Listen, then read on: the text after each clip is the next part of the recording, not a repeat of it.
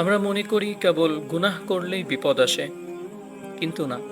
কখনো কখনো পতন শুরু হয় ইবাদত থেকেই। যখন আপনার অন্তরে ইবাদতের প্রকৃত অর্থ কলুষিত হয়ে যাবে, আপনি নামাজ পড়ছেন, দোয়া করছেন, নফসের সাথে লড়ছেন, ধৈর্য ধরছেন, সবই ঠিক আছে, কিন্তু হঠাৎ আপনার ভেতরে এক গোপন কণ্ঠস্বর বলে ওঠে, আমি অনেক পরিশ্রম করেছি, আমার জীবনের সিংহভাগ সময় আমি ইবাদতে কাটিয়েছি। অন্যরা যখন ভোগ বিলাসে মত্ত, আমি তখন ত্যাগ করেছি। তবে কেন আমি রেজাল্ট পাচ্ছি না? কেন এখনো রহমতের দরজা খুলছে না আমার জন্য? কেন আমার বিপদ কাটছে না? মূলত এখানেই আসল বিপদ। আপনি ইবাদত ত্যাগ করেননি, কিন্তু ইবাদতকে দাসত্ব থেকে পাওনা আদায়ের দাবিতে রূপান্তর করেছেন। আপনি আর নিজেকে আল্লাহর মুখাপেক্ষী ফকির মনে করছেন না, বরং অবচেতনভাবে মনে করছেন আপনার এই আমলগুলোই আল্লাহর কাছে থেকে কিছু পাওয়ার জন্য যথেষ্ট। এটি বিশুদ্ধ দাসত্ব নয়, এটি হলো ইবাদতের উপর নিজের অধিকার বা যোগ্যতা দাবি করা। নফস খুব চতুর। সে সরাসরি বলে না যে আল্লাহর উপর আমার অধিকার আছে, বরং সে ভদ্রবেশে বলে, আমি তো কোনো কমতি রাখিনি, কোনো কমতি করিনি, আমি তো জান প্রাণ দিয়ে চেষ্টা করেছি, তবে কেন হঠাৎ আমার হচ্ছে না? কেন আমি পাচ্ছি না? ভুলটা কোথায়?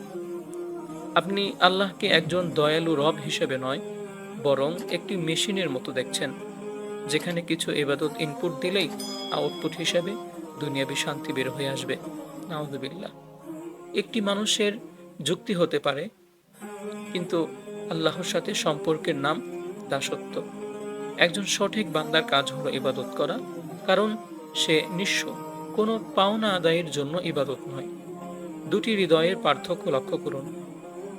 একদল বলে, হে রব, আমি নিঃস্ব, আমার দোয়া আপনার দান, আমার ইবাদত আপনার দান, দিলে আপনার মেহেরবানি, না দিলে আপনার হিকমত। সে হলো আসল বান্দা। অন্য দল অবচেতনভাবে বলে, আমি যাহ করার তা তো করেছি, তবে ফলাফল আসতে দেরি কেন? সে হলো সওদাগর। নিজের নফসকে স্পষ্ট করে বলুন, নেক আমল আপনার কোনো সঞ্চয় নয়, ইবাদতের জন্য কষ্ট করা কোনো বিনিময় মূল্য নয়। দিনের পথে দীর্ঘ সময় থাকলেই আল্লাহর ওপর আপনার কোনো অধিকার তৈরি হয়ে যায় না।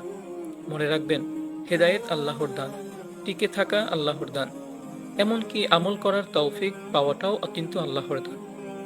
আপনি আল্লাহর দেওয়া সম্পদ দিয়ে আল্লাহর দরবারে গিয়েছেন, তবে সেই সম্পদ দেখিয়ে তার উপর দাবি খাটানোর কোনো মানে হয় না।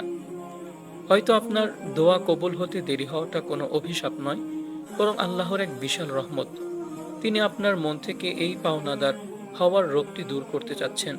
তিনি আপনাকে দরজায় দাঁড় করিয়ে রেখে শেখাচ্ছেন যে আপনি আপনার শক্তিতে নয়, বরং তার দয়ায় টিকে আছেন। আজই তওবা করুন, শুধু গুনাহ থেকে নয়, বরং নিজের আমলের উপর ভরসা করা থেকে। বলুন, ইয়া রব, আমার এই সব আমল আপনারই দান। আমি আপনার কাছে নিজের আমল নিয়ে আসিনি, এসেছি নিজের অভাব নিয়ে। আপনি দিলে আপনার দয়া, না দিলে আপনার বিচার। আমি আপনার নগণ্য এক গোলাম। আল্লাহ তাআলা আমাদের সবাইকে বেশি থেকে বেশি আমল করা তৌফিক দান করুক, এবং একমাত্র আল্লাহ তাআলাকেই রাজি খুশি করার জন্য ইবাদত করার তৌফিক দান করুক। সকলেই ভালো থাকুন, সুস্থ থাকুন। দেখা হবে নতুন কোনো ভিডিওতে।